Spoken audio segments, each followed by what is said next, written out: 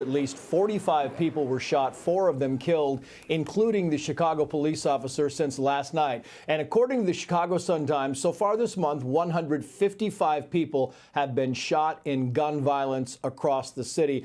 And I want to start with Gianno in this, but I want to just kind of clarify for context very quickly. You talk about the Sun-Times article. That article was posted at 6:11 this morning. So from 7 o'clock last night until 6:11 this morning, 11 hours and 11 minutes, 45 people were shot. That's more than 4 people per hour. And if anybody doesn't think that Chicago, the South Side, the West Side are war zones at this point in time, they need to look at the numbers again. You're from Gianno, and I know this is very personal to you.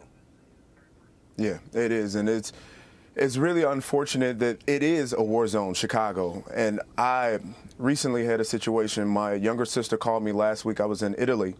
And she told me that the night before, she was leaving the grocery store when 2 people, a man and a woman, walked up to her and attacked her. It was unprovoked. She had her 3-month-old son with her, my nephew.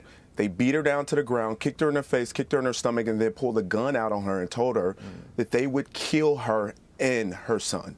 These are issues that many individuals across the city, whether you be on the south sides or west sides where it has historically happened, the violence, or whether you be downtown on the Gold Coast or even in Lincoln Park where there's usually a younger white group of folks, college students live. There's been mass shootings in those areas which we had never seen before. Who's to blame? The mayor of Chicago, the Cook County prosecutor especially. The Cook County prosecutor, Kim Foxx, has released 25,000 felony cases, including murder cases. There was an analysis by the Sun-Times also that showed in the last 6 years, over 1,000 shootings, almost 150 people who died from those shootings.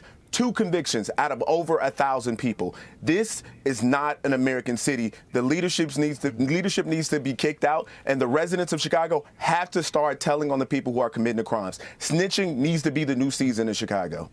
Yeah, I mean, our hearts go out to you and your family. That story, heart-rending details. She's okay. John. Thank God she's okay now. Yeah, thank you. That is good news. But you bring up great numbers, and you talk about murderers being released. I mean, they're running out of ankle bracelets. They're releasing murder suspects in Chicago and running out of ankle bracelets. So in some cases, you have murder suspects just wandering around with no checks, with no observation at all. And Abby, you listen to the police officers who are under fire and the people in these neighborhoods under fire. I want to play this soundbite from the Reverend Eugene Rivers on the problem of the violence and then get your response. Black on black violence is a problem. You can't say that you're for, say, Black Lives Matters, which is ridiculous, and then refuse to confront the fact that black people are killing black people. Then you want to defund the police. That's absurd. It's irresponsible. And any politician that suggests that they should be defunded. We often wonder, Abby, that why on a day like this, when you had 45 shootings and you had 2 police officers shot, why are there not rallies? Why are there not marches through the streets of these cities by Black Lives Matter and others who are concerned? Absolutely. And the only thing that we did see was all of the police officers showing up for that fallen officer and the one who's fighting for his life right now. And again, our thoughts and prayers go out to them. But the Reverend brings up a really good point. Why are you still trying to defund the police? Why, Cori Bush, are you saying these things that you said last week? We talked about it all last week. But here's my thoughts, is that when you push that sort of rhetoric, it's not just dangerous because of what the obvious implications of what defund the police means. It's dangerous because you're making these police officers feel like they just have no support every time they put on that uniform and leave their families behind. The ones who are still going to work, like the woman who just died, and she left behind a 2-month-old baby. She just came back from maternity leave, and she put her life on the line for others. Ella French, she was just back from maternity leave, rather.